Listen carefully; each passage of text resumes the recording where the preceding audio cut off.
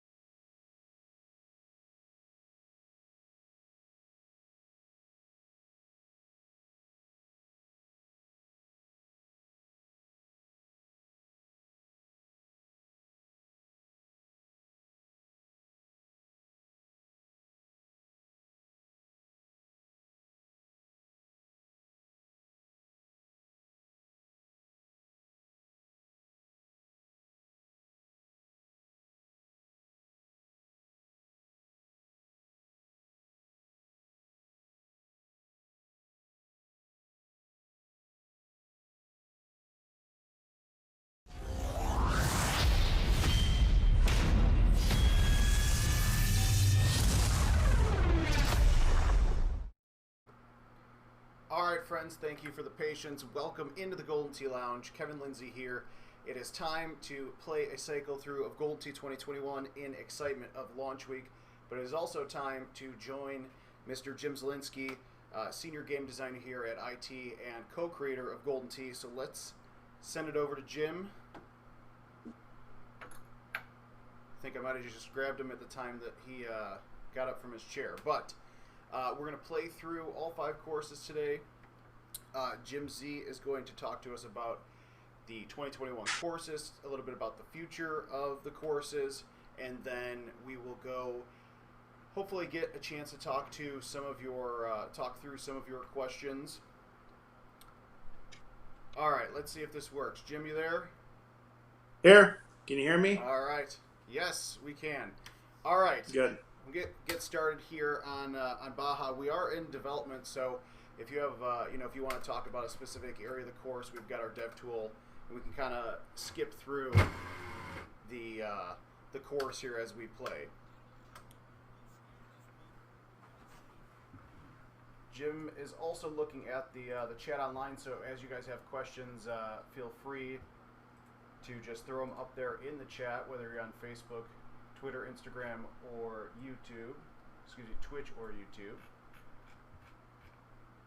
Should probably turn the quick shot down. But anyways, Jim, how's it going? Good. It's kind of fun to actually see somebody else play these. And I've been in remote for a while, here working at home, and don't get a chance to watch people play too often, but it's kind of nice to see. Well, let's talk through that while I adjust some of the settings here. So that's the one thing that we've kind of talked a lot about in our live streams is that, almost everybody, with the exception of myself, Adam, and our QA team, has worked remote. So this year was built completely with programmers, artists, everybody work remotely. So how did that work for you and kind of change your flow of building these next courses? Well, I mean, the design process doesn't change a whole lot. I kind of work a little bit, even when I'm at the office, I work in isolation a little bit. I kind of go in and do my designs, kind of hand them off to the artists when they're done. But the one thing I'm missing is actually watching people play, seeing what they're struggling with, what they find too easy. This year we've had to rely more on kind of a virtual way of doing that. We have a program that will plot the holes and where people go on our courses. So this year I've had to rely more on that, where we have our beta test that went out early in September. We get the data back from that, and I can see exactly where they're hitting the ball, what they're taking advantage of, what is too hard, what's too easy. I get a plot of not only where the ball goes, but what stroke they're on. So I know if certain holes are beating them up too much or certain holes are way too easy. And then I make my final adjustments from there. So it's a nice tool to have, but it's not the same as watching people play. That's where you get a whole lot more information. No, that makes a lot of sense. And I was playing around with some of our dev tool settings. It was trying to change my quick shot speed so it wasn't lightning fast, and then accidentally change the course. But we are back on track here now. And actually, one of the first questions I just saw, it's a pretty good one. Todd R. says, hey guys, when you design these courses, are you looking for lower scores, or are you looking to make it tougher for the players? And I know, even just in my short 3.5 years here, this is a conversation I know me, you, and Adam, we've talked about a lot, just because I think your mindset when you go into the design has changed a little bit over the last couple of years. Would that be kind of correct to say? Yeah, I think in general, the problem we have is we have to create courses that are fun and enjoyable for a wide range of players. I personally like designing holes that are tougher. I like more of a challenge. But when we've done that in the past, like with courses, I use Black Hills for an example, or maybe Southern Oaks. Those courses tend to do very poorly in our play, in they make less money for us. Less money for us means less features and things for our players forward. So we want to generate as much play as we can. So it's tough because even though I love to create these really challenging courses, they don't play well. They don't. The numbers aren't there. So I have to balance that off. I have to make sure that there's enough challenge for our upper level players, as well as not turning off the vast hordes of players who play casually. You know, it's looking at the data that we get every day of, you know, the types of contests played, the number of plays, and the players, and the skill levels. It is interesting to see over the last couple of years. I feel like it's kind of evened out a bit more between casual players and, you know, live players. It used to be so much more casual, and we're starting to see more people, I think, you know, Richard King from Golden Tee TV's here. You know, we got the national tournament with Power Events and Club Lucky and all these live streams we're doing. So I think it's, you know, everybody as a whole, you know, the Golden Tee community as a whole is really helping push, you know, players to, hey, casual's great and it's fun, but you're missing out on so many more cool features if you're not checking in.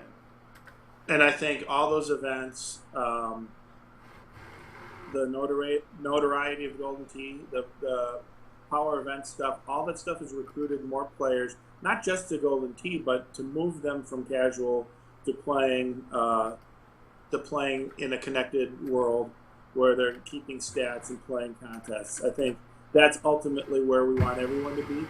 The problem is there's a lot of people who are still reluctant to move there.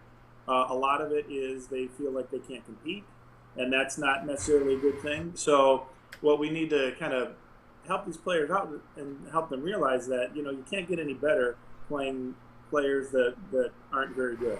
The only way to learn and get better is to play players of more skilled competition and to get better as they go. And there's a whole world out there that's open to them if they just make the leap, you know.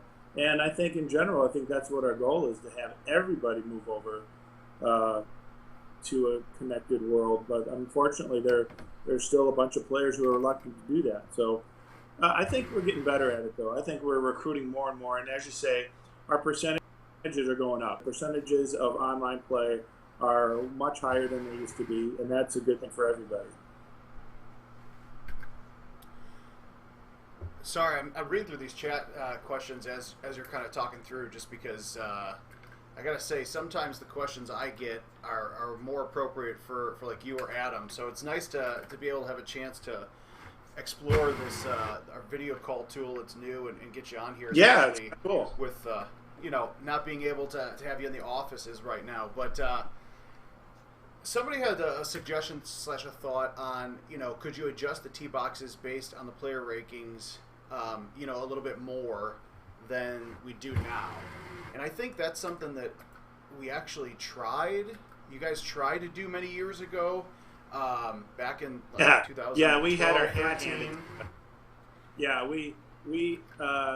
yeah, that's when the Shark Tank controversy came out. When we actually did do that, we said, you know what? Why should, you know, if you're playing with your buddies and you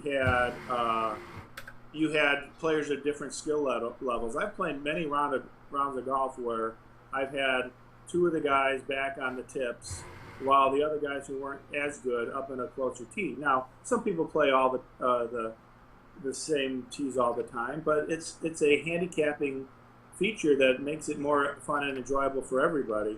That doesn't really go when you're trying to win money, though. So when you're trying to win money, you want every advantage you can get, and I understand the backlash you can get. So I think we've kind of shied away from that because for the people who want to generate revenue and make money, it doesn't help them.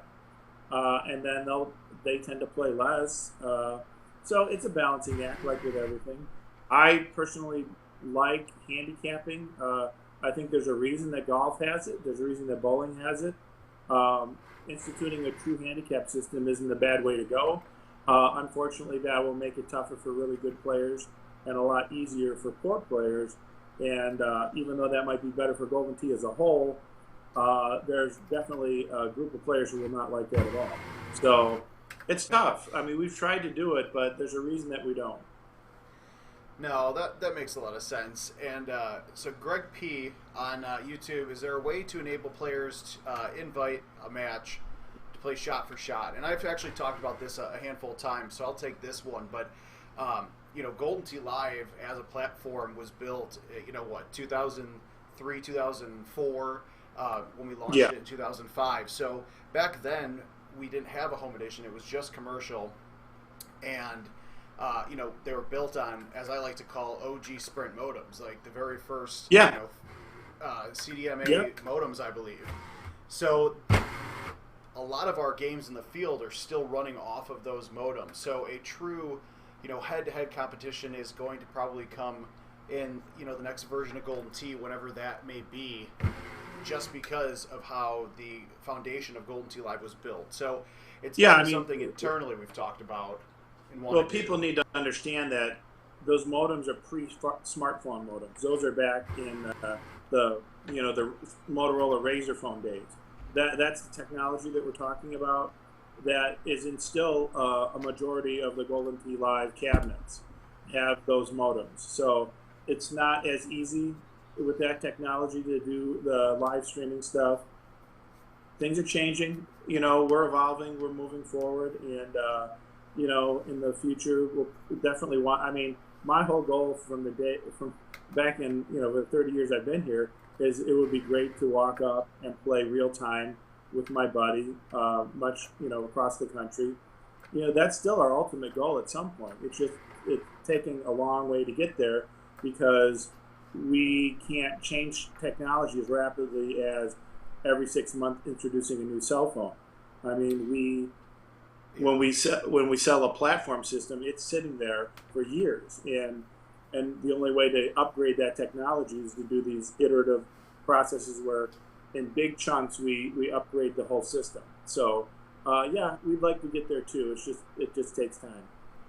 Yeah, I was actually talking to a player yesterday about this, and I kind of, a lot of people bring up, well, if Sony and Microsoft can do it, why can't you guys do it? And that's kind of, you hit it on the head with, these systems, when they're bought for commercial locations, these are investments, and you're talking about $4 or $5 grand for a cabinet times, 10 to 100 games for these operators. So we don't have the billions of dollars like a Sony or Microsoft, and plus we're supporting our operators. So it's definitely on our list of, we want to do this in the future. It's just a matter of helping not just ourselves, but bringing the the amusement industry as a whole to that level. Yeah, it's tough. I mean, we don't sell, like, our platform systems don't have the lifespan. They have a much greater lifespan than the console systems, which could be 5 years. We can't go to our customers and say, hey, next year, here, buy a new cabinet. And there's new technology, and then year after that, you have to buy another new set of hardware. They won't do it. So for them, they need to recoup that investment that they make in the cabinet over a longer period of time. I understand that. That's the way the world works in the commercial market. So that's why our systems can't be upgraded as quickly as, and like you said, we don't have the billions of dollars to generate a new system every 2 years like they do with the console systems. Yeah, no, but it's we've always reiterated that it's a goal of ours to have that ability. You never know what might happen in the next couple of years as technology gets better, and we kind of, after 15 years of Golden Tee Live, it's such a successful platform. But I think the industry as a whole, they've started to clamor for that next gen. So we'll have to see what the next couple of years, look like for us. But really quick, the other thing. Go ahead. Oh no, go ahead, Jim. No, I was just going to say there's also a difference. Like right now, we don't have, like, if we get 100% Ethernet connection, all this stuff becomes much easier. But unfortunately, we're far away from that. A lot of our locations don't have Ethernet. They're still running off the modems, and as long as that's the case, those machines are going to have a real difficulty doing any kind of real time play. In order for that to happen, we need to almost get 100% Ethernet buy-in, and that's something we're working towards also. Yeah, that's the other thing that makes a difference too, is that, nowadays almost everybody in their home has that type of connection, but there's still commercial establishments out there that might be quote unquote in the middle of nowhere, or just don't have the reliable connection that like somebody like us do in the suburbs of Chicago. Now the other thing is 5G is on the horizon, and that upsets the apple cart for everything. If that becomes widespread, then the world is created anew, even for golden tea. Yeah, it'll be interesting and exciting to see how we can take advantage of that kind of connection over the next couple of years. So, taking a look here at Design Hole winner, and it's the timing is perfect because Brian is actually here with us on the chat. Just wanted to say, how excited Nice. he was for being picked and all that, and this is just we've shared this screenshot a few times on social media just because it is so nice, and I talked about this actually the other day in our kind of Jim Z and the marketing team's favorite and hardest holes. On the surface, this seems like a very simple design, but and I bring this up all the time, but with these dynamic T zones and T areas that we have, you never know where that tee box is going to be on this hole. So yeah, right now I might be able to just hit a 6-iron, pretty hard, get it over the trees, but over the course of or over the lifetime of this course, and then next summer when we introduce new tees, it'll be interesting to see how this hole changes and how it might get harder or maybe a little bit easier. You just never know. Well, and I hope people have noticed the more dynamic T zones here. That's technology that we've invested in our course design, which really opens up the playability of the courses. We're able now to, instead of locking that tee position onto a specific area of the course, those tees are basically floating, and they can be placed anywhere. And so what we're going to unveil throughout the year, and there are a lot more to come that players right now have no clue that are there. Because in the past, that's another thing, they could kind of see the areas in which we put them and see, oh, that's where they're going to put. No, not this year. There's dozens of extra tee placements. There are holes that will change par because of that. So it's going to add a lot of life to these courses as we go forward. Yeah, I was telling Adam yesterday that it's been so hard for me in our dev tools to not just turn those new tee boxes on just to get a sneak peek, but I like the true gold tee player in me likes getting that surprise as we get towards the spring and summer to see just how crazy and how fun some of those changes really are. Yeah, and I tried to at least add a lot of variety, not only in distance but in elevation. There's going to be holes that play up near the valley on the ground for the most of the year, and then we'll switch over to be playing from the hilltops and from a higher elevation later on. So it's going to change it up quite a bit. I know one of the things that internally we've talked about, and I think we'll probably move to eventually, is not just having one new tee release, but kind of breaking it up into segments, and then when the World Championship comes out, having specific tees for those top tier players to compete on that they've never seen before, just to make those events even more exciting and challenging and different than they already are. Yeah, I think it's always nice to base the competition on true skill rather than rote play, even though that's important. You want to learn the courses. But I think that separates the men from the boys when you can look at a situation you've never seen before and still prevail. Now we're getting towards the end of Baja here, and I have to say, this course, feels a little bit easier than the other four until you get to this hole 16 and then 17 and 18, because that 17 that we'll see here shortly, I like it. I also hate it because there's so many different tee box areas, just like we were talking about, but also, the elevation change, the rock wall that you could potentially hit off of, and then all of a sudden, that birdie becomes a bogey or worse. And then 18, 18's nice because you can get some really easy looks at it where you don't have to worry about the cacti or anything like that. And other times you're right up in the face and you have to. It's very strategic. You have to figure out, well, how do I cut this 5 wood to get around all the obstacles and still land the green and try to make an eagle putt or an eagle chip. Yeah, I think there is going to be a lot more because of the variety of the pins and the variety of the tees. There are going to be much more situations where you get like, oh, a good look. Like, wow, this is playing well today. I got a really good look. Those are going to be mixed in. It won't be the same thing every time. So it's going to be more difficult to say, oh, this course is really playing easy or this course is really difficult because those looks will change. And then the next game, well, that's a lot easier than I thought. Or that's a lot harder because of the change of tees and pins. Now, when we do our beta testing, we try to balance everything out so that there isn't one course that is way easier than the other.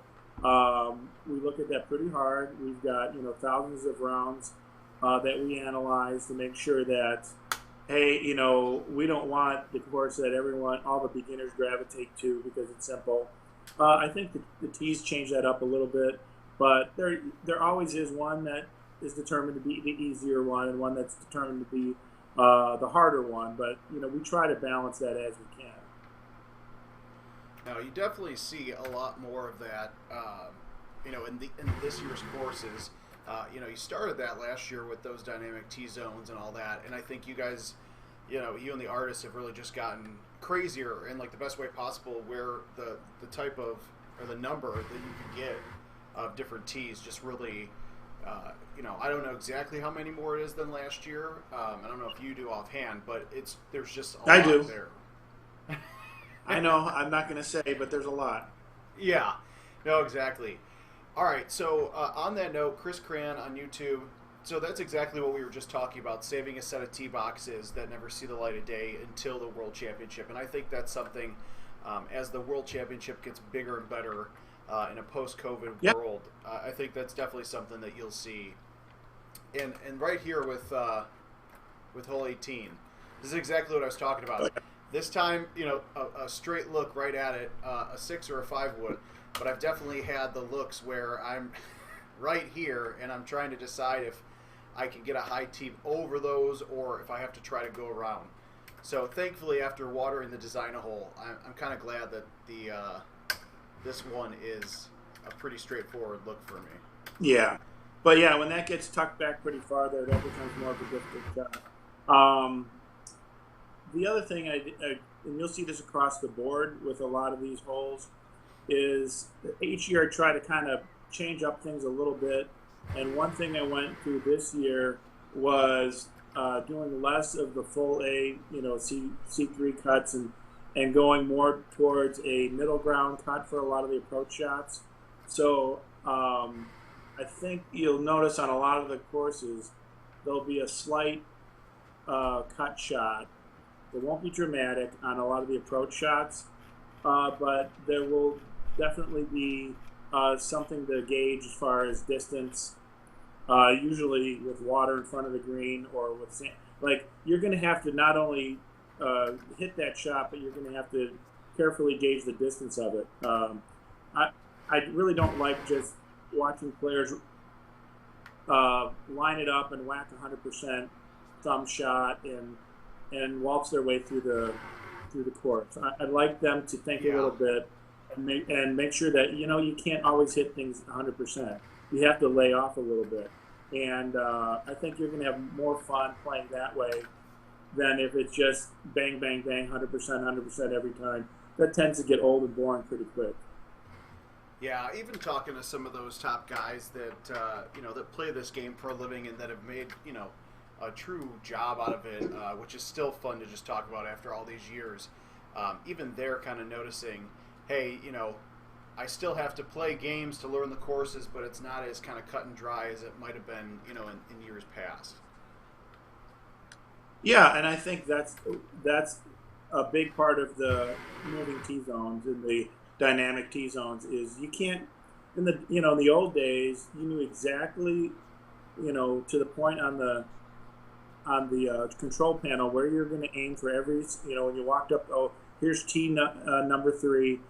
I'm going to cut back from here and do exactly this shot. And you're not playing golf at that point. You're playing, some kind of, matching up the lines on the control panel game. And, really it's supposed to be golf. So I kind of like getting away from it and getting away from more of that repetitive memorization and actually playing. And then the best players are going to come to the top, and and if a player who relies mainly on memory and rote play is going to have a tougher time. Now that makes a lot of sense. Let's see. The T on YouTube says, does it get more difficult or easier to create new courses every year after designing them for so many years? It's definitely harder. I think the biggest problem is trying to stay away from things that I've already done. There's like 80 to 100 courses out there. So trying to create new ways to play a par 5, new ways to play a drivable par 4. I mean, at some point, there's always going to be some similarities to the thing. There's only so much you can do with clubs and with routing to a golf hole. But I try to at least give them looks that they haven't seen in a while, or give our players some new things to do, some new ways to play a hole, if I can. It's tougher, though, because there'll be times when I get through a hole design and then they're like, oh boy, this is too similar to that hole I did in Greece back 5 years ago or 6 years ago, and then I'll have to alter it to make sure that it is something new. I just don't want to repeat stuff, and it's hard. It gets harder and harder to do. But I think with our technology and the way the art is going, it's going to offer new things and new ways to do things. No, I feel like I always try to do the math on, the math is easy if you do it like 5 times. How many years of Golden Tee Live, and then this is our 3rd or 4th year of remastered courses. Yeah, but then you got to think about Golden Tee 4 and then 3D and even the original Golden Tee. So somewhere down the line, we'll actually make a chart and do the math and keep track of it. But yeah, there's a lot. Oh yeah, so this was going to come up. As we're playing Hidden Temple here, this is one of those holes that I really like because there's a couple different ways to play it. I went out with a couple buddies Tuesday night and played. In this shot, I've done this on the live stream a few times, like the little just punch a high tee and you can get to the rough and have a good shot. I actually nailed double eagle that way. But what's funny is that we did our beta test on this, and we've had like the best players in the world playing that. This hole, there were very few that took this left option. Almost every one of those shots on this were up to the left of the trap or up near the trap. But it's just kind of funny how it takes you a while to even experiment. But I generally put in usually at least 2, maybe more ways of accessing the green and 2 on the par 5s.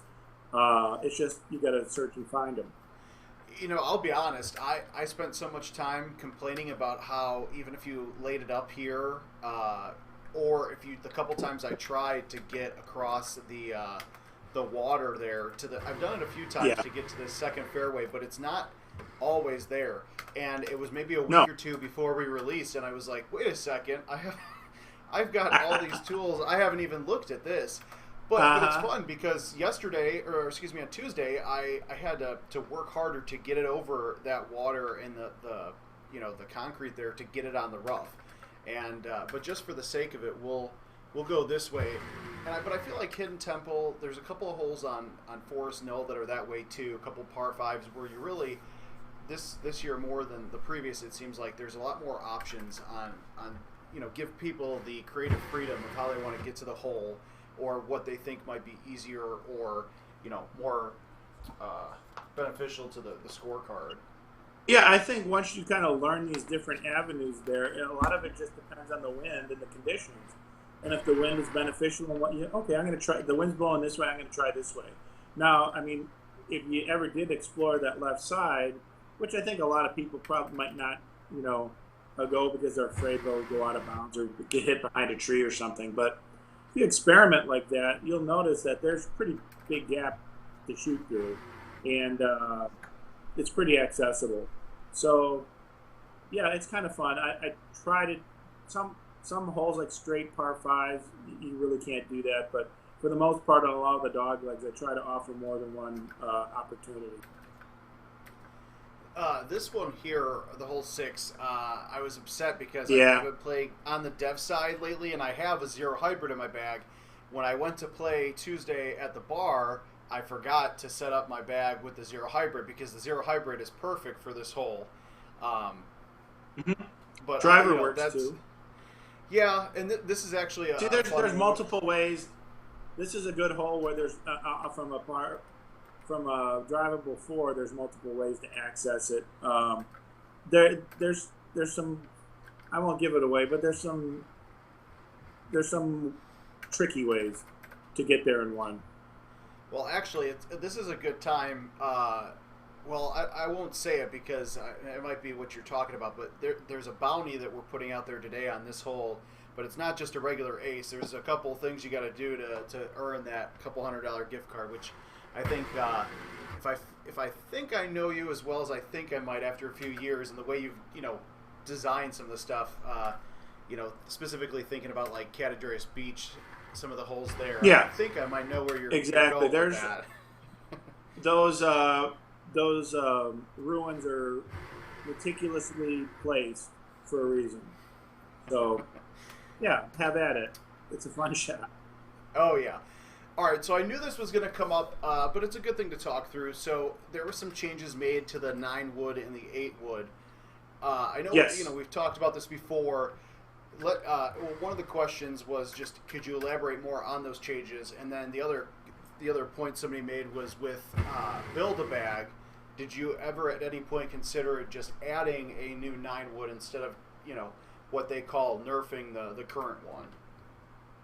Well, we didn't really nerf it. We fixed the bug, which is what it was. Is if you look at all of we have internally inside the program the exact loft angles for the clubs, and they go in order at a regular pace. The intervals between clubs are pretty easy to understand because they're even. They're even intervals between the degrees of loft. When we got to the 8 and 9 wood, there was this leap, which was way higher than it should have been. So I noticed in particularly the 9 wood was going way higher than it should be.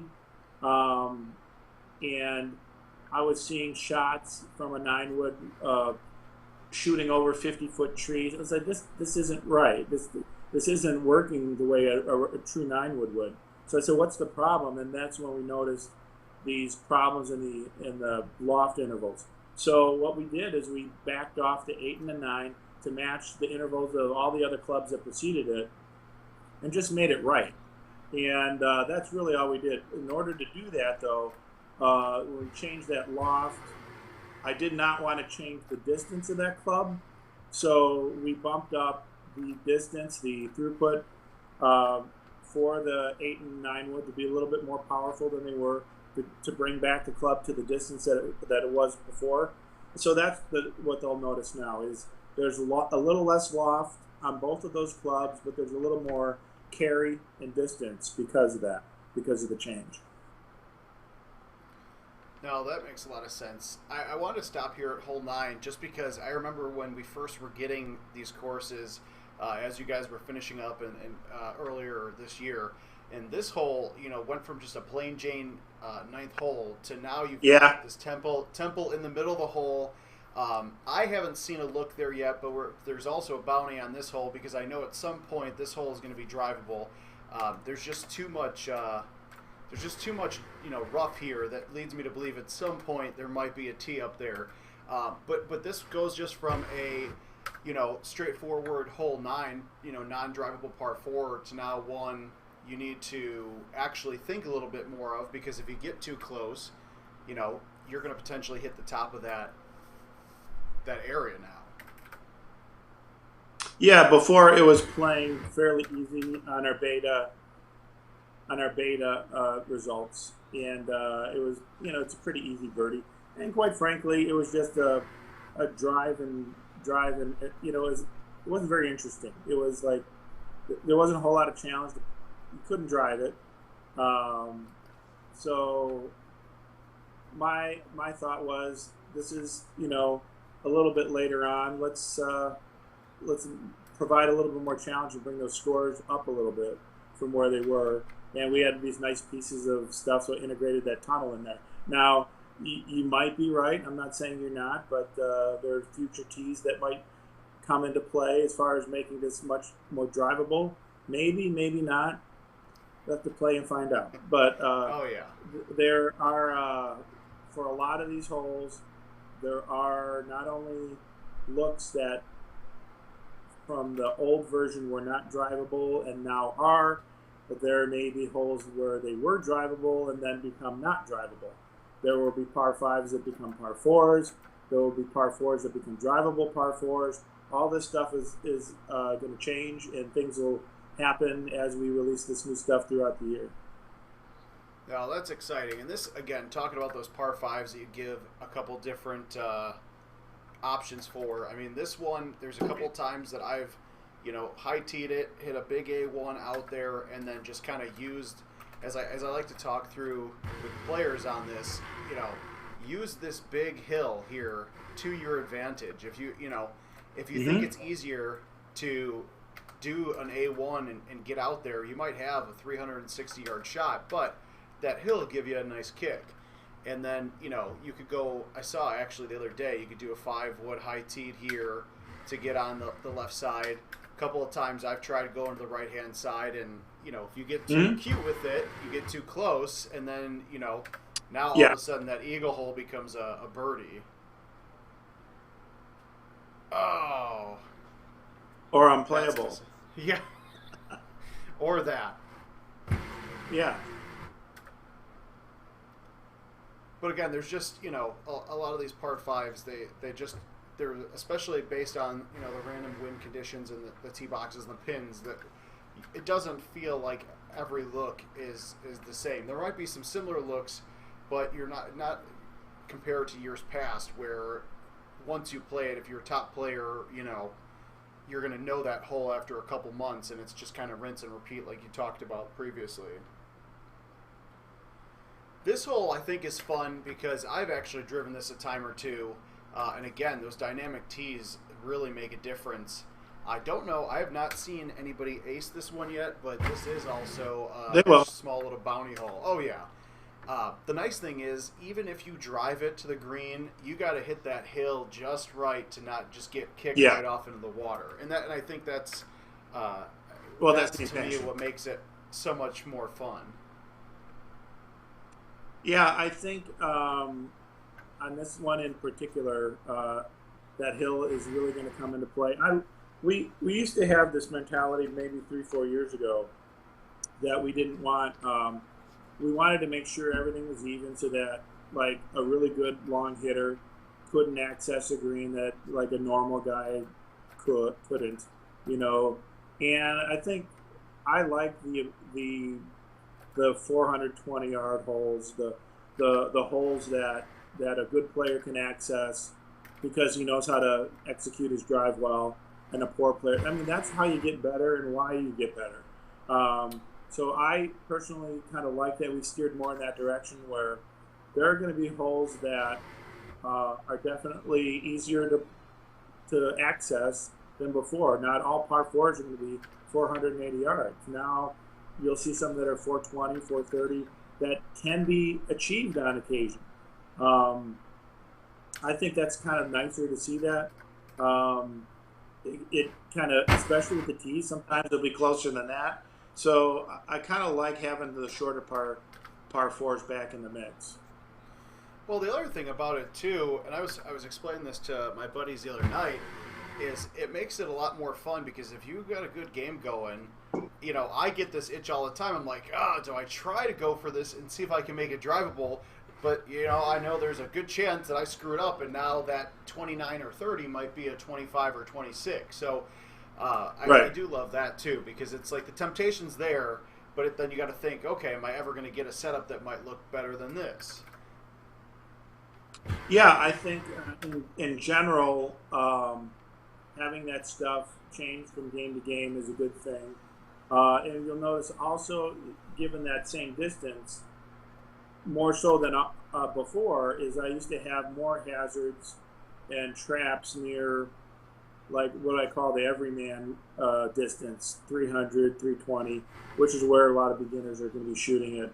Now you'll notice there's a lot more hazards and trouble out in the 370, 380 range. Trying to give a little bit more challenge to the guy who can poke it pretty good to make sure that he's accurate. I got to stop here on hole 15 just because this is one of my favorite designs from this course. Just because some of those farther back tee boxes in the winds, you could take a 6-wood over this.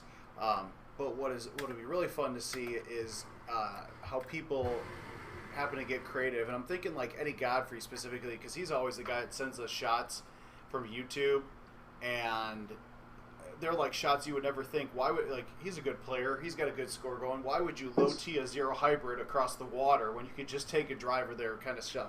So I'm waiting to see how creative players get with using this temple to not just go over it, but to actually go through it and try to ace this hole. There are multiple ways to access this, and this is another hole that I know will change quite a bit with the new future tees that are coming. So that's always fun to hear. Get the little sneak peek teases. Now, this is something that I know we've talked about before, but it's a good question just to talk about as a whole. But somebody said, I'd like to see a putting course for practice, which kind of lines up with what we used to have, which was the driving range where you could kind of go through and practice, your driving, your chipping, your putting, punch shots. Yeah. And I think you'll probably say this, but the one downside to that with the original Golden Tee Live, which I didn't think about that shot before I just went whacking away, is that it was all casual based. You couldn't check in with your golfer and use your custom equipment or clubs. So, what are your thoughts on, potentially bringing that back in a future version? Is there, there of course is always, plus and minuses for a feature like that. Is that something that maybe we put on the home edition? What are you thinking there? Well, I've always liked the idea of being able to let the player practice. I thought the practice mode we put in there, which really was geared more towards beginning players because we felt that they needed the most practice. But the trouble was, it was so low, the percentage of play on that was so dismally low. Virtually nobody played it, that it kind of soured us on that going forward. The other thing is we were getting complaints from the few people that did play it of like, I want to come in and play my round of 18 and I got some guy practicing his chips for 2 hours. I understand that, but for us it's a money-making endeavor, and if the question is how many practice rounds would people play a week versus normal golf? And if the answer is they're going to play like 1 out of every 20 times up the machine they're going to practice, then it's not worth our development cost to create that mode and to make that function and for something that's not going to be played. I mean, it's a nice feature to have, but I think our players would probably agree that there are probably better features in the 18-hole game and or tournament mode that they would like to see that have probably a higher priority than practicing your putts. So it's a give and take. We put it in for a reason. We wanted people to try it and get better. What I didn't want it turning into was pick your hole that you have trouble on and go to that hole and play exactly that hole over and over and over and over and over again until you have it down. That kind of defeats the purpose of playing around 18-hole golf. That's a personal thing for me.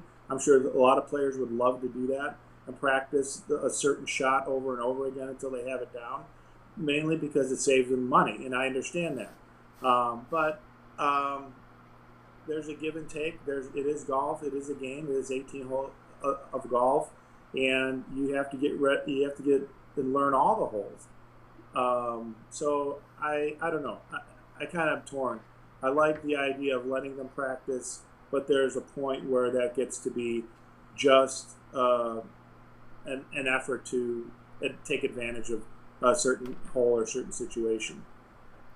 No, that makes a lot of sense. And, internally, I know we've talked a lot too. That could be something where, maybe that's a home edition based feature or something similar where, it'll get used a lot more. But again, it's the give and take. It's the balance between, shiny new features and, refreshing kind of older favorites that we got to work along, which makes a lot of sense. I think that's a nice player survey question to see what. We definitely have heard we've heard the call to want that. We've heard a lot of people who would like that feature. I don't know how overwhelming that is in our community to add that. I think the best practice you can have is to actually play on the course. But if people want that, hey, maybe we'll listen to our players. If there's an overwhelming support for it, I think that's something we really should consider putting in. Yeah, and speaking of that player survey, I know I brought it up here on our streams before, but we are, now that we're kind of quieting down a little bit, so to speak, with 2021 out the door, and now we're working towards like little bug fixes here and there and some, bigger plans down the line. Now we're going to be putting in the time to go through, I know everybody from all the amusement divisions are writing questions that we're going to put together in a survey for you guys. So make sure on your Livewire or Caddy account that you have that check. There's a checkbox that says, receive marketing emails and Caddy notifications, because we'll definitely want to hear from so many players, as many players as we can once we send that survey out. And actually, somebody just said, Rick on YouTube just posted, as someone who just got a home edition, I would all caps love to have a chipping practice so I could learn how to chip with the.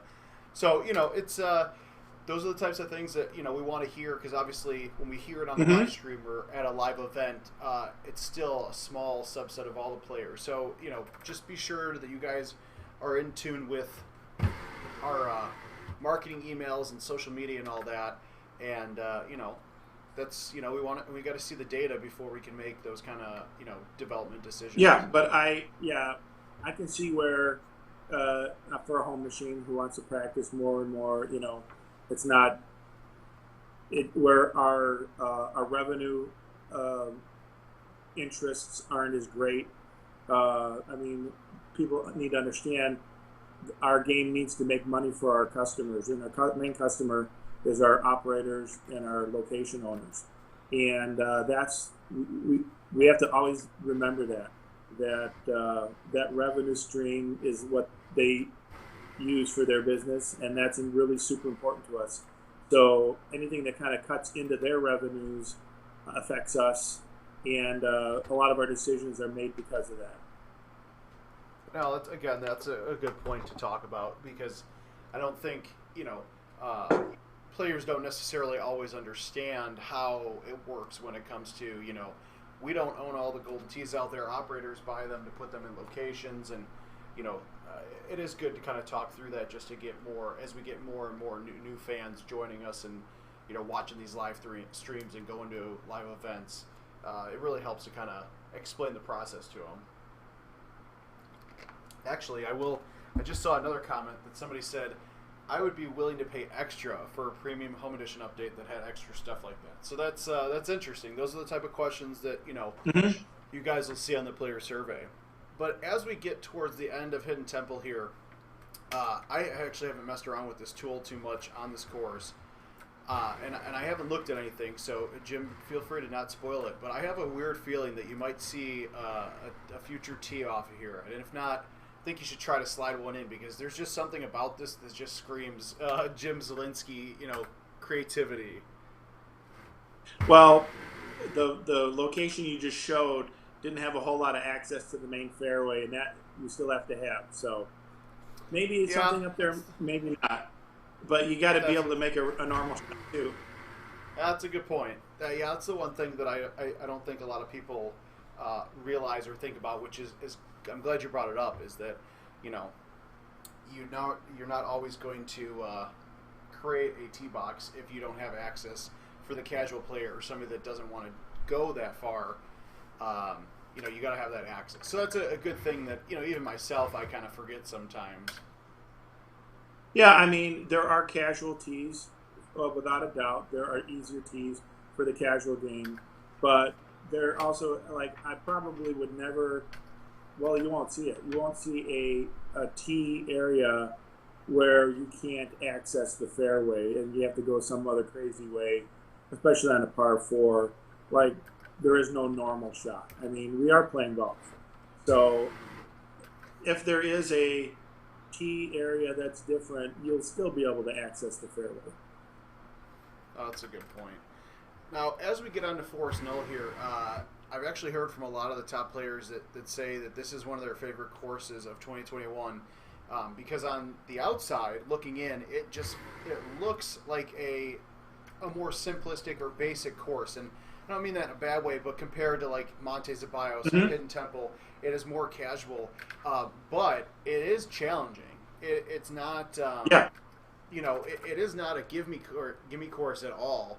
There's definitely some holes that'll be very tough. Even this hole too, it'll take you a couple plays before you kind of feel out. And even there, I had a terrible shot. Feel out the ways, whether you're going left to the green or right to the green, to find your place there. Yeah, I think for this course, I wanted to make sure that it was obviously it's the most traditional course that we have this year.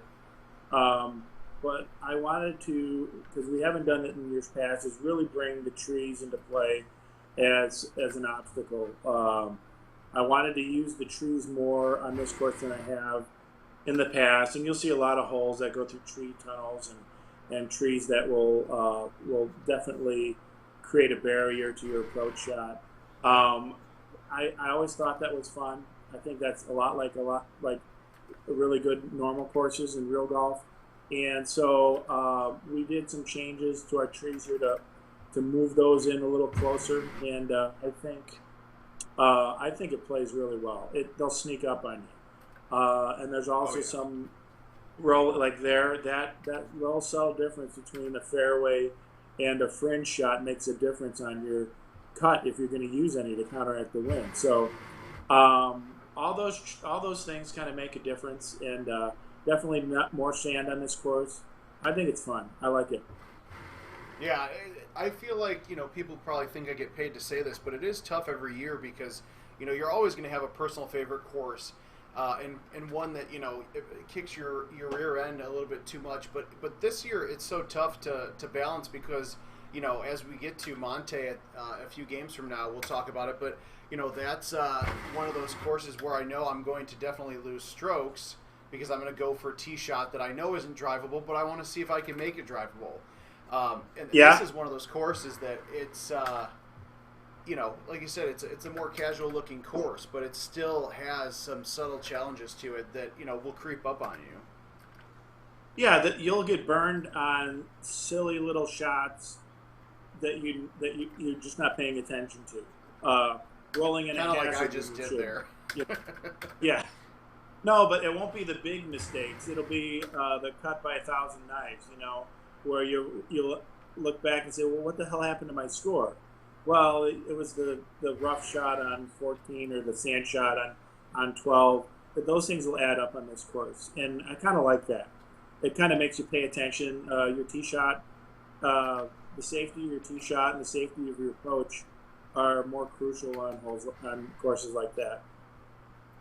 Yeah, and again, I just want to point out, just because I love that you've done this more with these courses, but this is one of the first par 5s that I really noticed the multiple ways. I haven't had too many reasons to go around to the left side right now, but I feel like as newer tees come out in the spring, and as you start to see more of these dynamic tee zones pop up, you'll probably have plenty of good reason that you're going to want to go straight through here. Yeah. But also, if you want to just try to powerhouse it, you can try to get out as far as you can here and hope that you get a shot lined up. And you could also try to go in the middle with a C3 kind of shot or a C2.5, but it's just the options there. It's just nice to have, and actually just because I haven't done it in a while, it's just sneak on right on by the trees there. But I just love holes like this because even if you get a similar pin spot or a similar tee every once in a while, you still have different ways that you can approach it and change up the way you tackle it. Yeah, and that will, like you said, definitely change with the newer tees. You're going to say, well, why put a fairway there? What is that for? Well, you'll find out what that's for maybe a little later on. Things will alter and change, and some things will get way easier, some things will get harder. It's going to be fun. It's nice to see the difference. All right, so Mouth is on the chat here, and I've actually talked to him about this before, and watched one of his. He's doing a lot of streams now from home with his home edition, and it's actually really helped teach a lot of new players this game, and it's been exciting to see and work with him and Richard King. But he's got an interesting question about par 4, like drivable par 4s, and so his question is it by design that all the par 4s that are drivable don't line you up with the tee? So, or to the more casual, like these are offset. So like here, it's offset. But if you actually lay up on the fairway, the game automatically will pinpoint you towards the pin. Are you doing that offset on purpose? Yeah, well, this is a good example right here, right? What would happen we have to always think of a beginning player, right?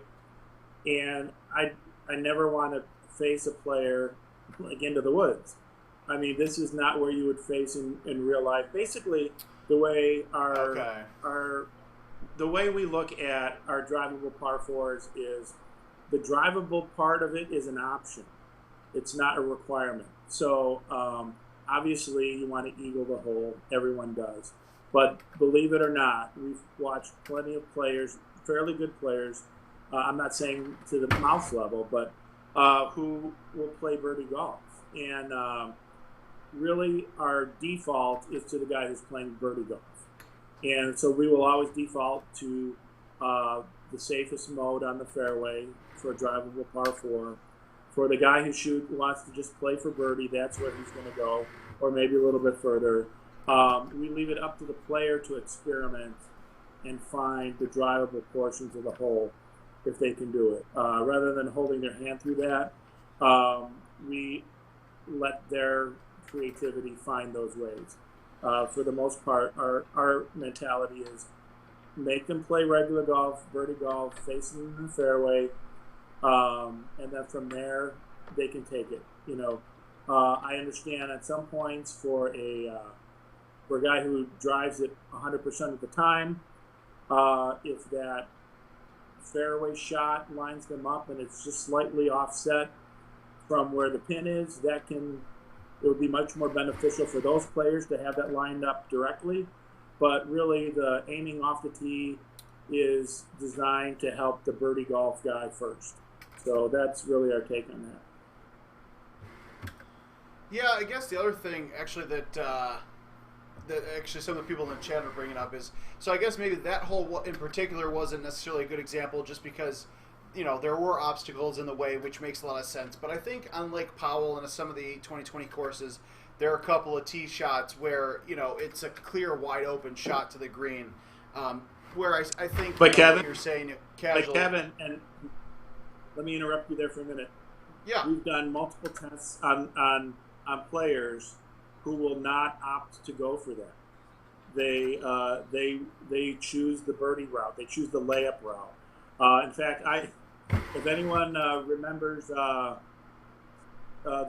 great Gary Colabona who worked for us, I had a bet with him for $100, and I said that there are plenty of players who choose to lay up on on a lot of these holes, and he claimed no, nobody lays up. No one ever. They go for it 100% of the time. So I bet him $100. We went out for a weekend to a local bar and watched them, and I won my $100 because the vast majority of those players chose to lay up when they could have gone for it. It's just something that a lot of lower level players do, and I don't want to take that away from them. No, that makes sense. Yeah, that it's interesting to see that and to hear that, you know, we've done, like on those previous tests, that the more casual players will just still go for the green to play their birdie golf. That is. Now, these aren't guys who play casual play. These are registered players. They may be a silver player, bronze player. These are registered players, but this is how they're choosing to play, because for them, a minus 18, a minus 20 is good. And their risk reward is not there. They would rather play the birdie golf to get their minus 18, hope for an eagle if it's easy to get a minus 20, and that's their mentality. And I can't change that. I can't, twist their arm and say, hey, why are you settling for a minus 20 when you could get a minus 28? That's what they want to do. Oh, no, that makes sense. Yeah, I think I might have said casual, but what I meant was like the more casual approach to checking. Yeah. That. Yeah. This is a fun hole. This was an interesting one. I think this was actually one of the holes at first when we had the versions of 2021 being distributed for test internally, where this was registered as a par 4, and I went, there's no way that even Jim Z would make a par 4, this tough for that long, but clearly as I hit another shot in the water, at least I made my birdie chip. But this is that was a fun hole just because some of those tee boxes with a 14-mile-an-hour wind in your face, the distances get really long, and then you got to get creative trying to make it to the green in 2 for that eagle. Nah, that was set wrong. Oh, part of the process. There's par 3. This par 3, that's probably the best shot I've actually. What's that, Jim?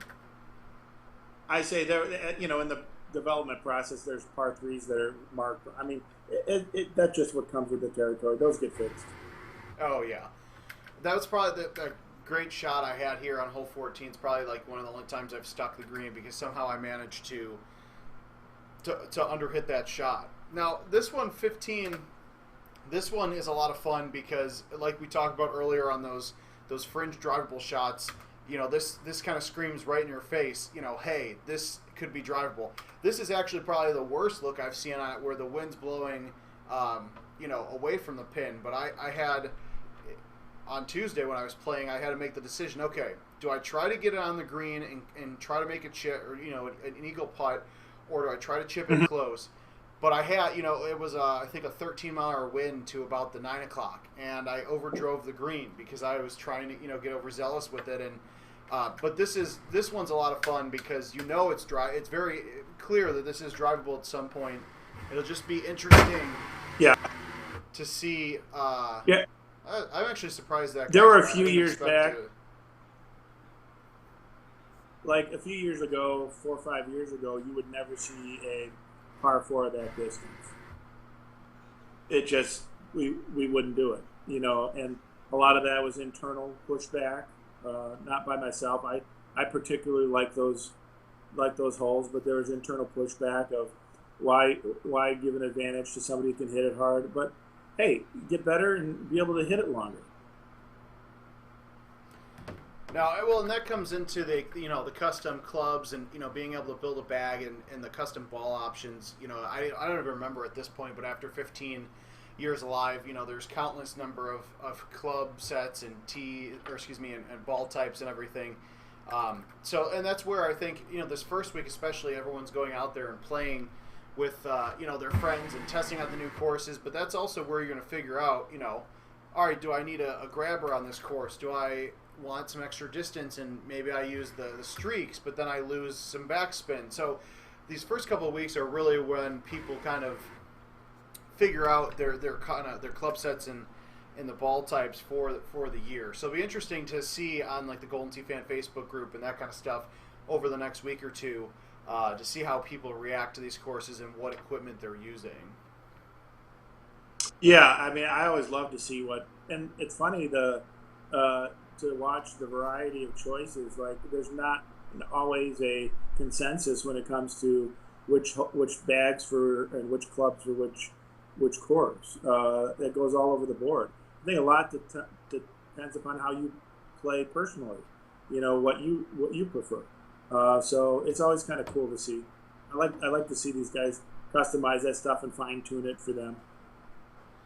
Yeah, it's we were already talking with some of the top players about getting there kind of over the next couple of weeks, doing some videos and interviews and live wire articles to kind of share the expertise of these top guys. Now let's take a look at hole 17. Probably one of the tougher par threes in the game, much less on the 2021 courses. I have had one ace. I think in the previous stream I happened to ace it off of a tier, and other than that, it's been close to the water almost every time. So, you know, when you're coming up with, again, this course is much simpler in terms of looks and everything compared to the other 2021 courses. But then you get to a hole like this, and there's 3 tiers to the green, and I think there was a hole on Castleshire that had 3 tiers, but I can't think of too many off the top of my head.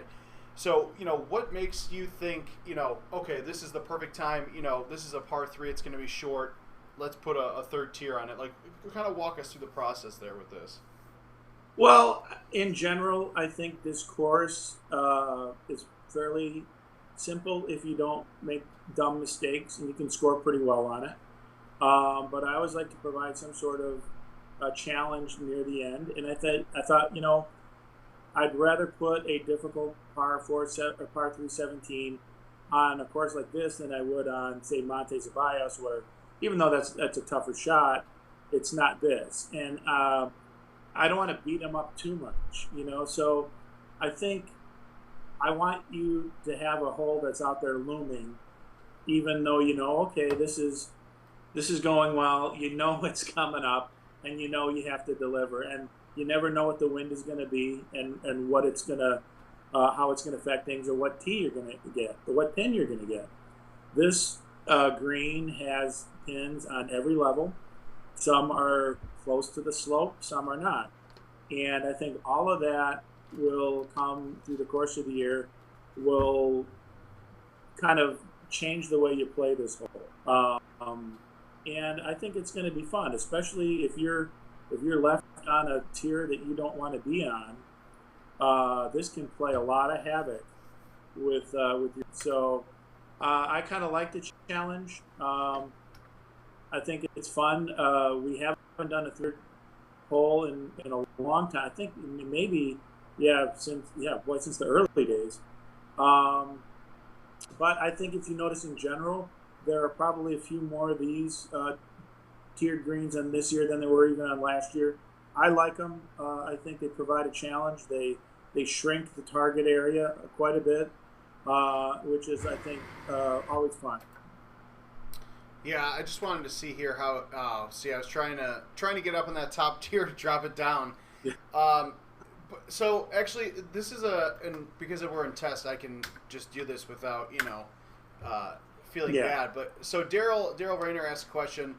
Again, I appreciate you, Jim, being on here as everyone does. But he says, is it intentional that a lot of these par 3s seem to be in between clubs this year?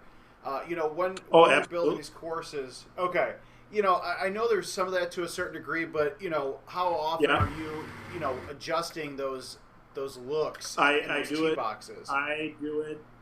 Well, again, I do it based on where you're at in the course. I won't do that quite as much in the early holes in the round, but and it depends upon for par 3s, obviously, I can mess with that, and I do have ranges for all the clubs. I intentionally put, especially on some of the tougher par 3s, holes that are in between clubs, because I want players to use touch rather than just hammering it 100%. But you can't always do that on a par 4 or a par 5, because I really can't dictate where the approach shot is going to be from. What on certain holes I can, where there's water in front, and there is no way of launching a drive off where they like in the 350, 380 range. Like if I have a lake there and I know they're going to try and get as close to that body of water as they can, I know what that next approach shot distance is, and I can adjust for that. And yes, I absolutely do it on purpose because I think I want players to think about their shot rather than just rope playing. And this is the way to do that. You have to let up a little bit more, or you have to give a little bit more to a lower club that you don't want to. So I should say a higher club that you don't want to. So well, yeah, definitely on the par threes, it's sectional. Yeah, but I think that's good though. Like you were saying, I mean, it especially for newer players, it really challenges them to, figure out those cut shots and how to, instead of hitting it 100%, you pull back and hit your 80% or something like that. It's, something I wish I had a bit more when I was younger, trying to get better at this game, because honestly, I probably didn't learn, cutting shots much until I started going to live tournaments about 10 years ago. So it's I would say that you're doing more of that. Learning a cut shot to affect your distance is probably the biggest boost that any casual player could learn to getting better. I truly feel that that's probably something that most bronze, silver level players don't really use a whole lot of. And that I see as a big difference maker. And those kind of shots kind of help you out to say, hey, what do I have to do to lay up? It's not just laying up on the force of the trackball. The cut shot doing that is probably a better way to achieve that. But unfortunately, I think it's a skill that a lot of lower players don't know. Well, hopefully with these 2021 courses that as more and more games get updated over the course of the next couple of weeks, and then the next couple of months, and then of course the home edition update that comes out on October 26th.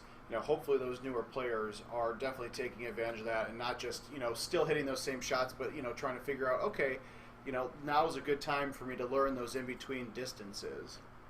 Mm-hmm. Now I have to say, absolutely.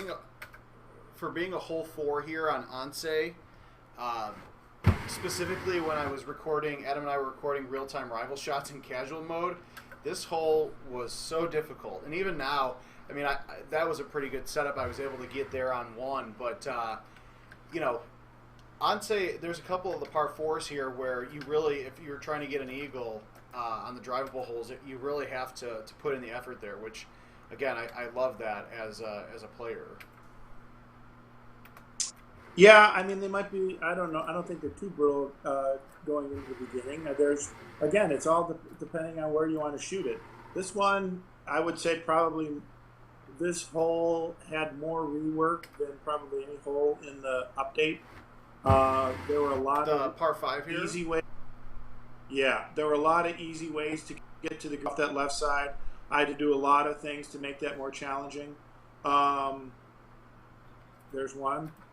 Sloping that landing area a little bit. A shot that comes in too hard will roll into the water there. That used to be flat. Yeah. I sloped that to provide a little bit more challenge there. It just, you don't want it to be a no-brainer to this is where we're going to go and we're going to completely ignore the fairway. I always kind of want a fairway to be at least in the back of the mind of players that say, you know what? It's not worth it now. Even though I know where to go, I'm just going to play it safe here. I'm not talking about for the upper level guys. Of course, they're always going to go for it. But for a lower level guy, I want that guy to think twice about going to the shortcut area. And for them, there has to be that challenge of saying, you know what, it's not worth it right now. One of the questions that came up a little bit here was, as we were kind of discussing the tier greens and all that, I feel like I have to ask this, is, talking a little bit about the stout golf balls and, how they cut 50% of the wind. And Can you talk a little bit about that? You know, when you created that golf ball a couple of years ago, and you know, what are your thoughts on it long term? Is that something you think they might get adjusted over in the future, or you know, will you, as we go to create new golf balls in future versions, you know, will you just kind of take the tweaks that you were able to make with stouts and get even crazier and more creative with attributes down the line? Well, it's always interesting to watch the discussion about the equipment, especially the balls, because we will have balls that have been there for years that no one played when they were released, that all of a sudden someone discovers and said, hey, this actually is pretty good. This actually has some good attributes that the year it was released they didn't bother with, but then they came back and said, you know what, this is really good. I don't think there's anything wrong with that at all. If I could tell you the amount of, you know, we've had the same discussion about numerous balls in the past, different balls, like, are you going to change the ball? It's not fair. So, no, I don't think that's bad. I think it's the flavor of the day for now. It's something that players are utilizing, but it's not like this is a new ball, you know, and so I think there may be other balls out there that people didn't really realize how beneficial they are until they try playing them again. Yeah, I mean, it goes kind of along with what we were talking about earlier, just how many different golf balls and the type of attributes. Although I do, and I don't personally use the stouts. I tried them a couple times. They're just not my thing. The one common thing I do feel from some of the players is that, you know, it makes it somewhat of a good discussion point is that, you know, stout has an attribute that no other ball has. And I think that's, you know, when people bring that up, it's, you know, okay, it changes the conversation a little bit to a certain degree. But again, you know, there's so many different golf balls over 15 years of Golden Tee Live where, you know, there's always going to be a certain level of give and take. Well, don't forget with all of those attributes that we have a variety of those to adjust. There's a learning curve that comes with those. It's like you can't play the game the same way that you did before. That learning curve is not necessarily an easy thing to overcome. So, yes, it may be beneficial in what it does, but there's a learning curve involved in anything that's that different to learn to use them well. So I don't have any problem with somebody getting a new ball and learning it and taking the time to learn the subtleties of the ball and becoming good at that. I don't have any problem with that. I mean, and if there's players who choose not to do that and say that's unfair, well, I mean, not every ball has. Put it this way: if there was an ultimate ball, then everybody would be using it. And we have the data. We see the data every week of what people are using, and we know that's not the case. Yeah, that's the thing. Every time it comes up in the discussion boards or Golden Tee Fan, or even when people ask, it's, you know, the one situation I like to compare it to, because this was right around the time in college when I was really starting to play the live contests for prizes and all that. It was that was like the last big fiasco that players had with the golf balls, and I forget what the name of it was. I'd have to look it up. I can't remember the name of it, but you know, at that point it was like, I don't know, 80% of the players or some kind of ridiculous percentage that were using it before, you know, before we ended up using or switching the attributes on those. But it's definitely not the case with the stouts. Hurdles. That yeah, mouth and generally it's the ball that goes generally the balls that go the farthest. And if there's something that obviously we'll make an adjustment if there's something that's so far out of line that it provides too much of a benefit for the player who doesn't have that or has a different ball. I don't think we're at there with the stouts.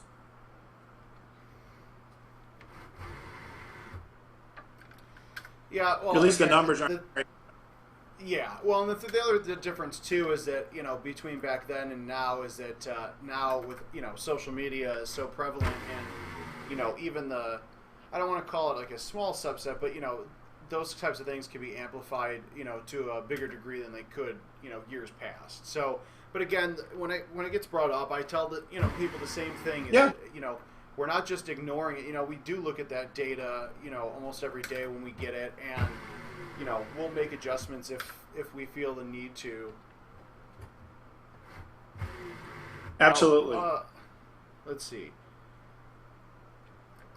So Mouth just said you might want to look at the 9 wood again, though. It's actually longer than the 8 and 7. I'm not exactly sure what he means by that, but Jim, I'm sure you probably... We can look at that. Yeah. I think I did have Joe Massara, one of those guys, tell me that he hit the 9 wood like 300 yards the other day, and even I was surprised. I don't really use the 9 wood. I've always been, you know, a 6 and an 8 kind of guy. But yeah, we'll take a look at. I was like, oh, that's it's a little interesting. Yeah, I think for the most part, all the clubs have an impact velocity, and that might have been adjusted too high. We try to do the same percentage for each club as they go up, and it could be that combination of loft and impact velocity are creating a perfect launch angle for that club, and we'll take a look at it. Yeah, well, that's the thing I always tell these guys is like when stuff like this comes up and it becomes a discussion point, it doesn't hurt us, you know, to take a look at the data because you know things happen. So this is you know, it's a perfect example of one of those where you know it's the first time we've made a club change in I don't know as long as I've been here, almost 4 years. So you know, but again, I appreciate Mouth and Joe and some of those other guys bringing it up, and you know we'll take a look at it here. Now, this whole 18 on say... Oh, sorry. Go ahead, Jim. No, I was just saying, I was just looking at the current data, and by a long shot, our most popular ball is a grabber. Okay. Yeah, that's what I thought. Like, that's what I've been using. It's not even close to the stouts. And we had a little controversy about that one when that came out, too. But talking about this whole 18 as we finish up Onse here, this one I love because again, at least I've had some nice tee boxes where I could you know go through this gap pretty easily, but I also have seen tee boxes where you know you're right up against these trees and then you're trying to hit a high tee 6 wood or a 5 wood around the trees or around to the left and avoiding the water. So definitely not the most difficult 18th par 4 we have in Golden Tee, but you know, compared to some of the other courses, it's a nice, you know, it's definitely not the easiest hole, and you got to work at it a little bit, kind of like I did there. But it's still, for the average player, it's still achievable. It is, but it's also not easy, which is a nice balance. I mean, that shot you just made is really difficult for a lower level player to make, especially with that wind. Because you know exactly what club you're going into that with because you played it enough. But for a guy who plays that the first time, that's a guessing game, and that hole isn't as easy as it seems. Oh, absolutely. As we get into the last course that we'll play here today, Monte Zeballos, really quickly want to talk about Pine Creek and Tropical Falls, our Golden Tee 3D and Golden Tee 4 remastered courses that'll come out later in the year, the actual year 2021. So you know, sometime in the spring. You know, talk through those a little bit quickly and just how you know you come up with the idea, especially now that you have so many more course selection options since we found those 3D golf files. You know, now that you have so many courses to choose from, probably, I don't know, 40 or 50 at this point between the two gens. You know, when you're looking for the next course to remaster, how do you kind of plan that out? Well, a lot of it is just by my own memory of what I thought was fun, and I kind of look through them and to see whether they would translate to the modern version of Golden Tee. There's just certain things about those holes that, especially for the 3D golf holes, that have to be fun and entertaining on a fairly flat level because they are flat. They were flat. There are a lot, almost virtually no elevation changes. Although we've added a little bit more, especially on the outside of the course to those. There's just something fun about those designs that, you know, when you look back, say, okay, this is still a fun golf hole. So it's also stuff that for the guys who did play it back in the day, they can kind of relive those memories and say, "Oh, I remember playing this," but they don't have to play it with the poor graphics and the limited hardware set that we had back then. They can see it with beautiful trees and nice textures, and so there's like a breathing new life into these things. The files we have, so we have the exact distances. We can recreate those. I start with that as a template, and I use that, the exact dimensions of those holes to create the new ones. And they should be accurate down to the inch as far as what the old ones were. There are some things that change, like we make bridges look a little bit better, or we'll make some textures look different, and things like that. But for the most part, the terrain is all the same. The tree, believe it, the tree locations are exactly the same as they were before. It's just a lot of fun. So it's kind of nice because they can breathe life back into these again.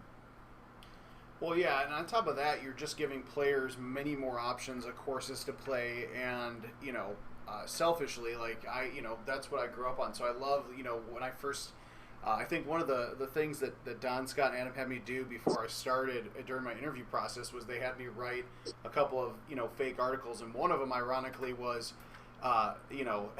Rattlesnake Ridge is coming to Golden Tee Live, and then I think it was Pine Creek or one of the older 3D golf courses that I made a graphic for and everything. And then Don's like, "Do you know something that we shouldn't?" Because that was the year that you guys were doing Rattlesnake Ridge, and I had no idea. I just happened to ironically, call it. It's just, but it's fun because they play.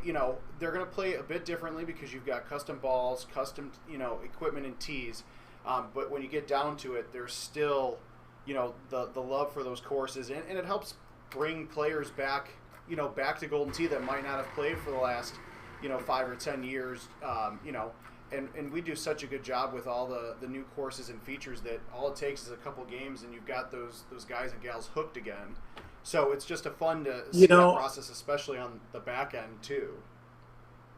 I think I got to go back and fix that.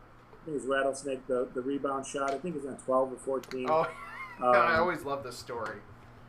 Yeah, what happened was that you used to be able to hit an angle on a big rock, and that would kick you up to the green in the old version back in the 4 days.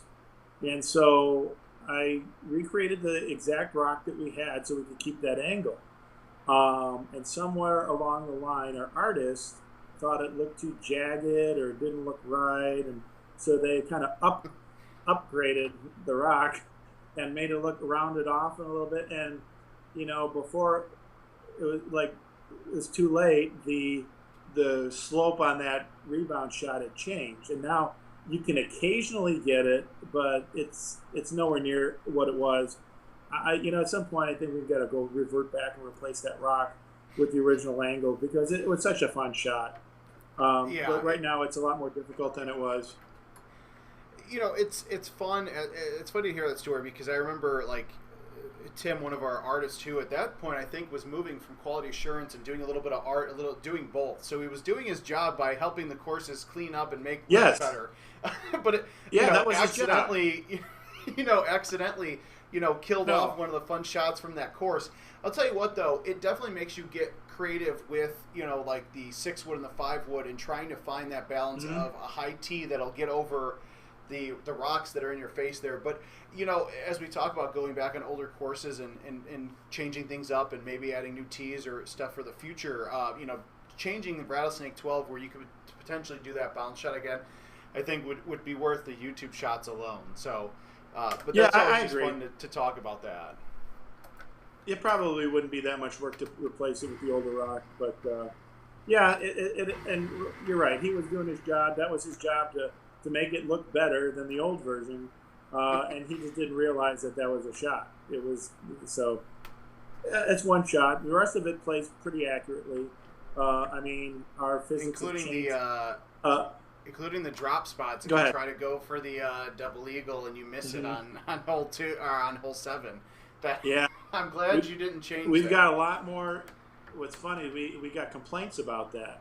What are these crazy drop spots? Why am I not being put up by the green? Like, hey, this is the way we used to play Golden Tee golf. If there was a penalty for going in the water. Now there is a penalty. It's not quite as drastic. Although the last few years, probably this year and last year, I've tried to really minimize the green side drops where it was an easy chip in. That really provides no risk reward. So I moved those off a little bit. We still break the rules of real golf. In real golf, the drop spot should have been at the point the ball crossed the water. If we tried to do that, which I'd love to do, I think everyone would complain about it. But we already give you a pretty good advantage with the fact that we're breaking the PGA rules to give you the drop shots that we do. I just don't. I think giving them greenside drops is probably a little bit too much. Yeah, I do like it takes away the risk reward when you start doing that. So I definitely, as like the player who hits the occasional really terrible game, I do appreciate those drops at times. But when it gets down to trying to follow somewhat of the rules of golf, you have leeway because it's a video game, it's an arcade game, but you still want to try to respect that to a certain degree. Yeah, and you're right. It takes away the risk from a lot of especially on the drivable par fours with water around them. If you're going to get an easy birdie anyway, why would you never go for it? Right, exactly. So. Well, we've got plenty of time over the next couple months to actually break down Tropical Falls and Pine Creek. So we'll definitely, now that we've got this the video call stuff down, we'll definitely do that down the line. Also, I don't want to leave the comments away. MT from YouTube says Blue Horizon would be very nice to see again. I know I've definitely heard that course a lot. So you never know what's going to come in the future, but it might be on Jim's list. You never know. Yeah, the more requests we have for courses, the more likely they're going to be seen. So, now getting back to Monte, we've gone through the first couple of holes. The elevation changes, which we've talked so much about over the course of getting ready for these courses to go live in commercial locations. This is the biggest. These are some of the biggest elevation changes that we've ever had. And I'm sure at times we've kind of pushed the limit of what our system could handle. When coming up with the idea for this course, what gave you, what kind of prompted you to stretch the limits of what we do and kind of do something? I don't want to say so radically different, but getting to that hole 18 par 5, some of the shots they're so different and so unique, and it just makes this year's courses that much more fun. Well, I like some of the elevation changes we've made in the past. We don't always do it on our mountain courses. Sometimes we're, like, if you think of the Grand Teton course, a lot of that was in the valleys. It wasn't up in the mountains. When we have gone in the mountains, we've used some elevation drops on occasion. I wanted to make an entire course that was kind of based on that. So, I did want to push the envelope because I think, especially with wind, it adds a new skill element that we normally don't see in Golden Tee, where you have to know how far out to place your ball and to aim, dealing with the wind, knowing that the wind is going to interact on that ball for a longer period of time than a normal shot. And so that really changes the way that you have to aim, and I thought that was a lot of fun. It's a new skill that players have to learn and refine, and I think that's fun. It's something different. If you have a heavy wind on this course and you have a lower elevation and a lot longer for that wind to affect the ball, you have to aim it a lot differently than you normally would. So that's always fun. And then because of that, I wanted to add a few smaller target greens that would be more difficult to hit because of that, which I think a few of these holes have. So I think it's a lot of fun. It's not. It seems crazy when you're looking at it, but it really isn't that bad. When you even that hole 18, it seems, oh my gosh, how am I going to hit this? but when you realize the ball distances are still relatively the same, unless you have a wind at your back or a wind in your face. Um, you can adjust for it, and it's a little easier as you play it. So I just wanted to do something just for the most part accenting elevation changes, and I think that's what this course does. Yeah, and that's kind of why I'm showing this on the screen. It does. It definitely looks a lot more difficult than you've seen, but it's also very hard to show every piece.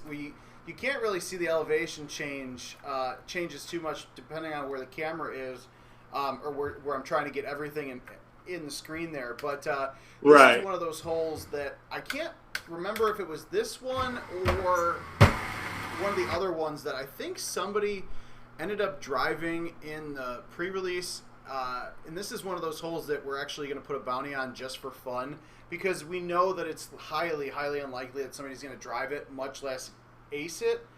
But goes back to what I said in the beginning of our conversation. This is a course where I'm going to definitely lose some strokes because I'm going to challenge myself to hit the ball hard enough and at the right angle to try to use those elevation changes, use those rocks to my advantage. Miss a terrible putt like I just did there, but I think you'll see that a lot in some of the YouTubes we've already seen. People are starting to do that. Where they're like, you know what, I'll play another game after this. I can screw up this round because I want to try to go for some of those crazier fun shots. Well, especially on the par fives, there are quite a few landing areas that might not be apparent off the tee that you can land on. It's going to take some experimentation, but if you kind of do some flybys, you can kind of get an idea of where they might be. And there are locations that might not be super visible off the tee that are places that are safe and that provide a nice access to the green. The other thing I wanted to talk about is, like, for these drivable par 4s on this course, I mean, for hole 9, this is probably, to me, one of the tougher ones.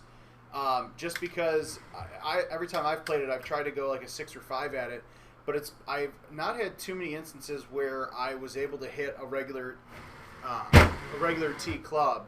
I feel like most of the time, this is probably the best shot that I've ever hit on this hole, just because there's also that little dip. It was a little hard to see when I hit, but even if you get a nice kick, there's that little dip there, so you're not guaranteed like a one hop bounce on the onto the green for eagle. So you still have to kind of earn your way to that eagle from the outsides of the rough.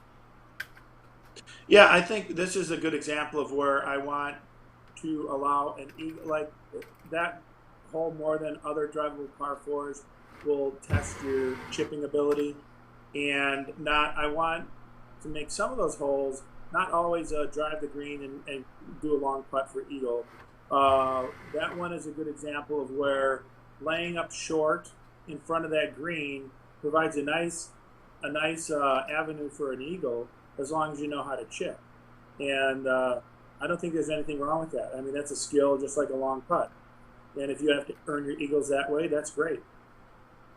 No, I agree. And this is actually hole 11, I think, is the other one I was talking about, because this one, more so than the previous one, this one's definitely a doozy, and there's so many different options in terms of where you go. I've tried to stronghold this, and just there is also another tee box that's like way over here, which I thought was very interesting. The way that you kind of spread those out, even not even between like current tees and like future tees, but just the fact that the current tees have such a wide range. But this one, I feel like I've definitely lost. I've definitely lost a ball or two trying to get there. Oh, yeah, exactly. Kevin, those are there's a lot more coming. Well, that's exciting. You make it harder and harder for me to not just turn them on in our development mode and look at them, because they're like, I already know, like the anticipation's already there, and we just came out with these courses the other day. But this is another one where there's a couple of areas. If you look at the top down, I feel like this course is definitely, you're going to look at the top down menu the most, because a lot of people are traditionally laying up here on this grass area. But if you look at that top down, there's also a little spot down here. Now, granted, I have never been able to get there, but you give people those options to try to, do something different than what they're expecting. And, I don't even know how one lands on this, but we'll go for it anyways. Well, don't forget, I want to give away too much, but don't forget that sometimes the setups are waiting for a tee to reveal it. So that's a good point. And actually, this one, and the other thing that's fun about this too, outside the fact that I'm getting wet there, is just like the ball in the air on this course, it sometimes is just fun. Just even with the quick shot, it just hangs enough to really make you understand and appreciate and also hate the elevation changes sometimes of how much you've really, not just like on a per hole like you're saying with other courses that we've done previously, but like overall just completely change up the way the elevation affects your shot just because there's so much of it. Yeah, I mean we're pushing the system to the limits. I had a real hard time getting a flyby that worked on 18 because of the elevation change. The code wanted to kind of end it early because it wasn't used to that kind of drop. But we got something working, and but it definitely is a lot different than we've ever had. Well, that wasn't good. No, it's after a few games, I'm unraveling now. Yeah. So 18 is fun, but I mean, all of these feature some sort of elevation change. Sometimes it's up; it's not always down. Sometimes approach shot is slightly elevated, maybe 20, 30 yards. This is a good example of that. That tee is a little bit lower than that, and then now, of course, we have a variety of drops, of tees on this one. So this will also alter from round to round, and then the future tees are going to be even more dramatic. Oh, I thought I had the ultra shot. Oh, you almost pulled it.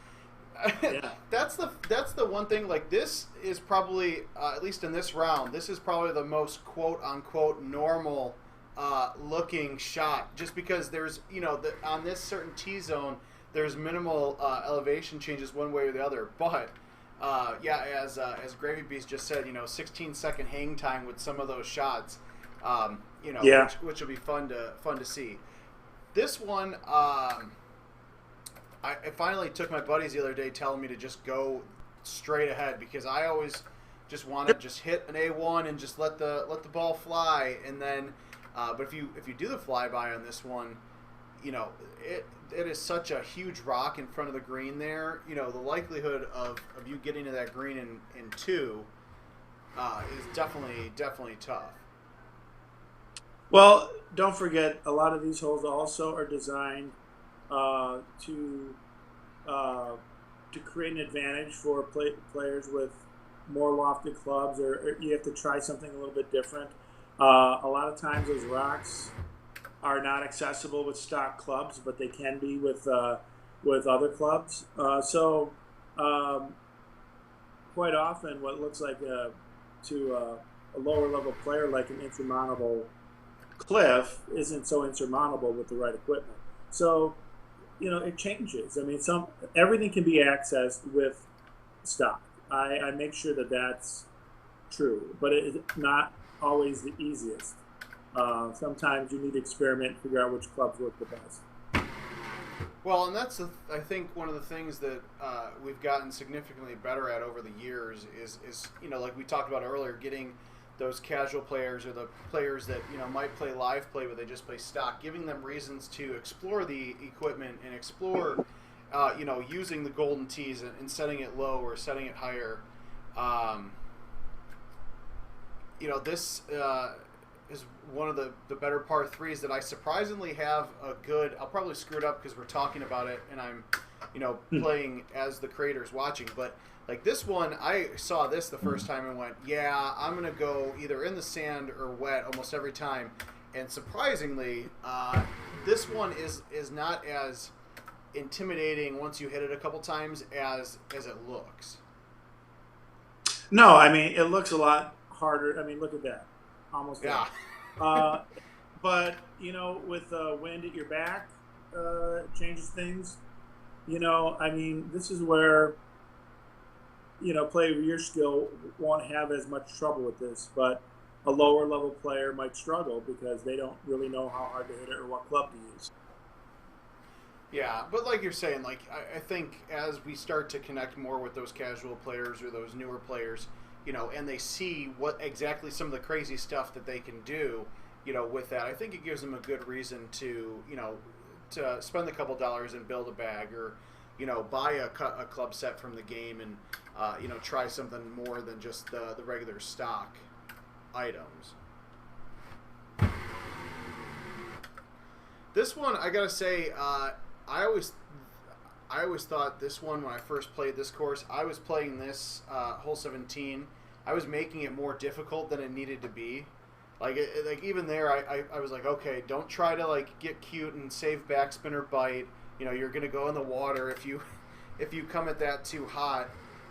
Just because you've got a little bunker here that if you happen to you might feel good if you happen to drop in there if you're coming in too hot, because if you just tap this rock the wrong way, outside of the cup getting in your way, you're going right into the water. Yeah, and you don't always have to drill 2 feet from the pin. I mean, if you're trying to hole out everyone, I suppose you're that good where you can control that, that's fine, but sometimes just a shot to the middle of the green is just as good. Oh, yeah. All right, now this is the one we talked about, and I always like to tell the story because it's fun, because this originally, I think this was hole 12 or 13, and I remember Adam and I sat down because we were in the office, and I think we were on a call with you, and we were like, Jim, you've got to make this hole 18. We've had a drivable par 5 as hole 18 on Laurel Park, but this is such a radically different shot. Just the elevation changes are one thing, and I know you're talking about the camera earlier and having to work some magic on that, but you talk about a 16-second hang time for some of the shots you might hit, but this to me is hands down one of the best 18th holes in Golden Tee history, just because it's a chance to get a double eagle on a putt. It's a chance to finish a round out strong. If you have a bad 16 or 17, if you get a good enough look and you hit a good enough shot on hole 18, you can save a couple strokes there, but it's just feels so different than anything that you've done in years past. I'm curious how you're gonna I am too. I'm curious how. Let's watch so the cut shot into that 15. Oh yeah. Well, I'll tell you what. It was saved somewhere on an old hard drive, but the first stream I did where I showed off 18, I happened to get lucky where the setup I had was like this, but the wind was blowing like 11 to the left. And I barely, it hung enough where I thought this is surely going right off of the rock into the water. And I kid you not, I think I barely hit the green. It backspun off the rock and then ended up like a foot away. And I was like, this is the best shot. Right now. I'll just say right now, I don't think you're gonna make it. I don't think you're gonna land it. I don't think so either. But I'll just say that right now. Not with that green slope. Let's try it. I don't think you're gonna do it. All right, let's see. If I do, I'll be no. I mean, it's because I put bite. I should have put backspin if it even touches the green. Yeah, I think that shot where I almost aced it. I was probably I'm probably like 1 from 10. Now I will say, because I'm going to mulligan this just as we wrap up here, but the other thing I love about this, and I can't remember if you made this change after, if this was always this way or if you made it this way after we made it 18. But if you don't think about your shot and you just go, okay, I screwed it up, let's try for the eagle chip, and you just whack it away, you're not going to go anywhere because this is deep grass. It's not your traditional rough or, the fringe that you sometimes get laid up on. So that's what I love too, because the other day I was playing, I was like, damn it, we didn't make it. All right, let's go for it, and just, whacked away at it. Well, that actually, Kevin, that drop came very late in the game. The original drop was up by the fairway, because I think we went back and forth on this. That's right, we did. Yeah. Yeah, and I did not want. It was over here, wasn't it? 5. Yeah, it was right here. Yeah, it was similar. because my thought was if you're going to go for it on a par 5, a drivable par 5, and you don't make it, there should be a penalty for that. And it's still, but but then I realized that this shot in itself is probably almost as difficult as the one from above, especially with a pitching wedge with a crazy wind. I was just gonna say, it's definitely difficult. So I mean, the compromise was to put that drop a little bit lower so they couldn't roll it in, and at least still and make that rough a little bit rougher. And I think that's a good compromise. But it's a par 5 for gosh sakes. You shouldn't. There should be a risk reward. Oh yeah. Now I mean, I could sit here and mulligan all day, and I'll probably go 1 for 5. But it's just, this is definitely, and I've said this so many times in the live streams. This is a tee shot that I'm okay if I fail at it, because it's just so fun to try to do that. And it's actually one of our, this is one of our bounty holes. I know somebody has already aced this, but our bounty hole is going to be the first ultra shot on this hole, because we know it's coming, and it'll be very lucky when somebody gets it, but this is just such a fun way to end this course. Unless you're on like 29 pace, and this shot could set you over like to 30 or something, then I can understand you being upset, but there's just something that doesn't bother me about trying to mess with elevation change like that and failing. All right, final chance. Let's see if I even touch the green. And I guess the other thing that's funny too is like even if you hit the green, you know you got a good chance of just kicking right off. Yeah, it's definitely fun. Now, well, Jim, as we it would be very curious to see whether, if you took 100 shots at eagle, like going from the fairway, from a high elevated fairway, it's pretty much straight onto that green. I'd be curious to see whether you would get more eagles going the safe route than trying for the. That's a good question. Because even still, I'm so far off where I'm using a 3-wood. But you have a lot more green to work with there, and a lot less elevation drop. And it'd be very curious, because in the long run, you want to go with what the best percentages are. And I'd be curious. Give you 100 shots at one and 100 shots at the other. Which one are you going to come up with more eagles with? Yeah, it's actually, we should find some of our home edition owners that when they get their update next month, let's see, let's talk to them and see how they go about that, because that'd be interesting to see, because it's not a gimme layup either, which makes it that hole that much more fun. Right.